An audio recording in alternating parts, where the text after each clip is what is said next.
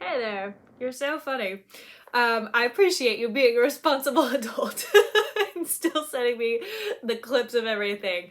What you sent is completely fine. Obviously, I haven't texted you asking for, a complete recording of the Tears melody. I think I saw a really good representation of what you've been able to do with it, so I'm totally good there. The weird thing is just that, of course, when you're sick, you very rarely want to sing. I did want to talk about that actually, because unless you have laryngitis, which is specifically inflammation of the larynx, which is where your vocal folds are, you actually can still sing when you're sick without doing further damage, as long as you have good vocal technique.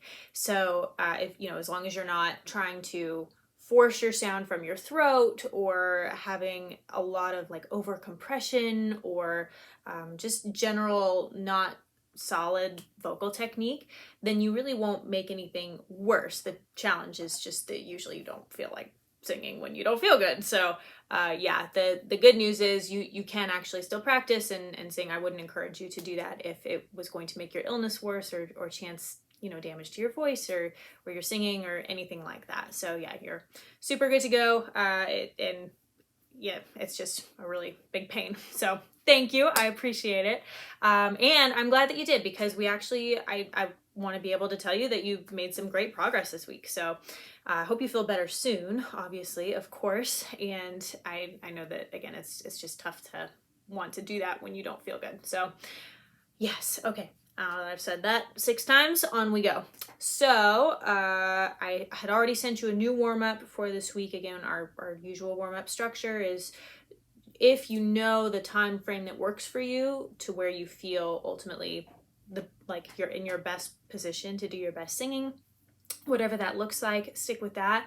Bare minimum, you want to try and shoot for about 5 to 10 minutes of warm-up exercises before you work on anything else. And that can be any combination of the exercises that you prefer, that you like the best. It can be the most recent ones.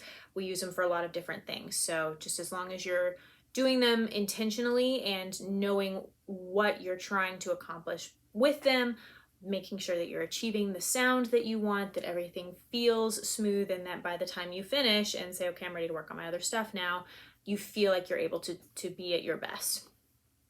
So Concone sounds fantastic. I think we are super good there. You did a great job improving that over the week. And what I'll have you do for next time is just label the syllables on exercise number 5. So you don't actually have to work on singing anything this week. We'll go over the melody next time. And then Tears, we made great progress. So especially the beginning section, it looks like we're fairly confident with what the melody is doing. Once it gets into that middle section, I know they cut you off, I think, a little bit into the middle section there. And that's definitely where it starts moving into more unexpected rhythms and entrances, and the melody kind of does some more things that you don't really anticipate naturally. It doesn't seem as like common sense as the beginning melody and stuff does. So what we'll do is we will keep strengthening that for this week, keep working particularly on the middle and the end, because your beginning section sounds great. And then what we'll do next time is maybe try out a little bit with the track, see how that feels. What we'll probably want to do is I'll end up making you a track that has both the piano part and the melody notes played, so that you can hear all of them. The accompaniment gives you a little bit, but not everything, and not really a lot. So that will probably be most helpful, especially if we're going to be online for the next couple of weeks, just to make sure that you have everything you need to practice efficiently. And let's see, then the other thing to be thinking about over the next week is if there are any specific goals or really skills or styles of music that you want to do. Sorry, my hair is totally driving me nuts. Okay, keeps blowing in my face. Here we go. So if there are anything, and now the English, any particular skills that you want to improve, that could be, sight singing, it could be ear training, recognizing intervals, getting better at solfege, it could be working on a specific vocal skill as far as your technique. So, being able to sing longer phrases, or working on more of a mix quality so that you can have more power in the upper register, or it expanding the range, anything like that. That's obviously not all of them, but any particular skill, either for your vocal technique or for your skill as a musician in general, that would be something to think about. And then the other thing would be, is there any style of music that you would like to explore more or study or improve on? It could be anything from, there's how many styles of music are there? We're right now working primarily on commercial styles that you're interested in and classical. So that could be also Broadway, that could be worship music, that could be a specific subset or genre like R&B or particularly pop or country or rock or jazz or blues, any of those kind of things. There's almost unlimited options there.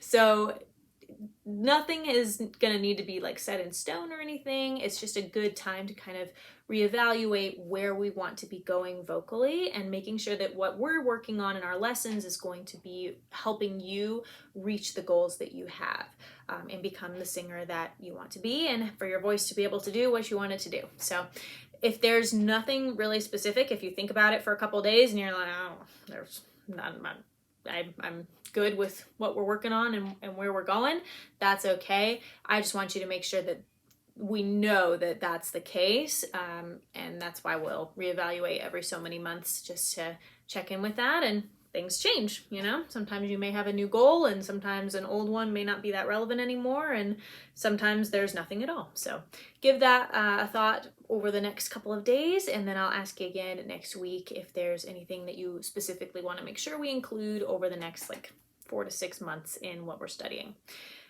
Probably in the next, maybe end of this month, so next 3 or 4 weeks, we'll start working on any Christmas music if you would like to study that. And the other kind of sub goal that we'll most likely be working toward, unless you won't be able to make it, is the next recital, which will be right before Thanksgiving. So those are kind of the other things that we'll have on the radar, as well as getting back into workshops later this month. So we'll have mini goals and all the normal things that we're already working toward, but if there's anything you want to add, just be thinking about it so you can let me know.